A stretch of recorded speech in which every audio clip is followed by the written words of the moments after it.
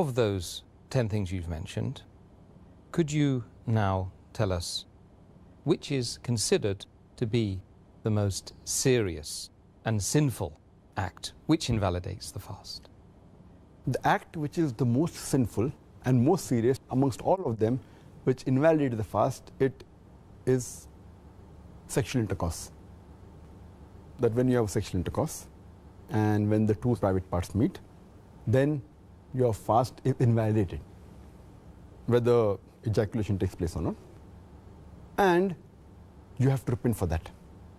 You have to complete the fast for that day and you have to make it up later, and you have to pay a penalty, that's kafara. According to the Sahih Hadith, in which a beloved Prophet said, it's mentioned in Sahih Bukhari, volume number 3, in the book of fasting, Hadith number 1936, where a man comes to the Prophet and says that I am ruined. Oh Prophet, I am ruined. The Prophet says, what is the matter? The man says, I had sex with my wife while I was fasting. So the Prophet says that, can you free a slave? So the man says, no, I cannot. Then the Prophet asks, can you fast consecutively for 2 months? Can you fast continuously for 60 days? The man says, no, I cannot. Then the Prophet says that, can you feed 60 poor people? And the man says no, and the hadith continues.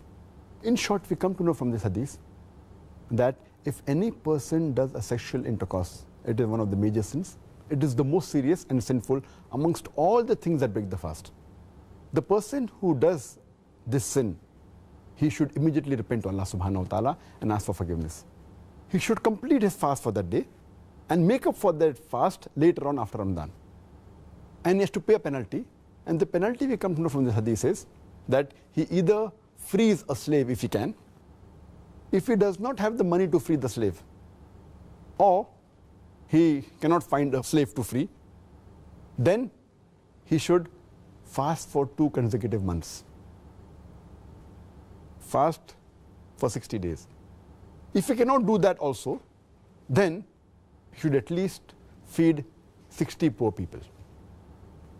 And these are the 3 options that have been given for a person to pay as a penalty, as a kafara. But if a person can do the first thing, he should not jump to the second or the third. The first is freeing a slave. If he cannot do that, if he doesn't have the money or cannot find a slave, then he can go to the next option, that is fasting consecutively for 60 days. If he cannot do that, if he is unable to do that, continuously fasting for 60 days, if he fasts for a few days and then one day he doesn't fast, he should start again. He should fast consecutively for 60 days. If he doesn't have the capacity to do that, then what he can do is he can feed 60 poor people. And each poor person should be fed with approximately half sa. Each sa is equal to 3 handfuls of outstretched hand of wheat. So half sa per person, or the food that is there of the land.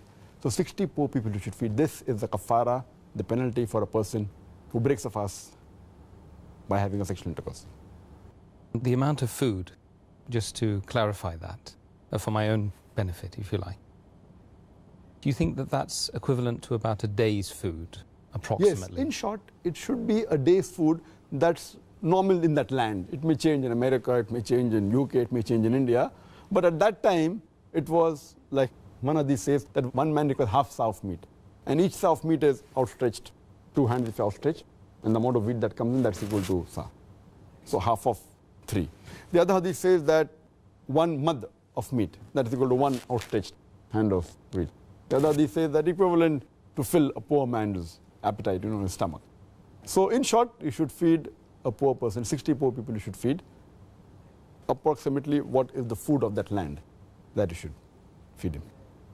And if you can't find people in your land who are poor, then you look for the nearest place, or? Yes, anyway. And that's difficult in today's world that you cannot find 60 people to feed. I don't know any place in the world where you cannot find 60 people to feed. It may not be a locality, but if you just go to the next locality in your city, surely, in your country, surely you can find. I wish to Allah subhanahu wa ta'ala may that time come. Ameen, ameen. Which will come, inshallah. Inshallah, inshallah.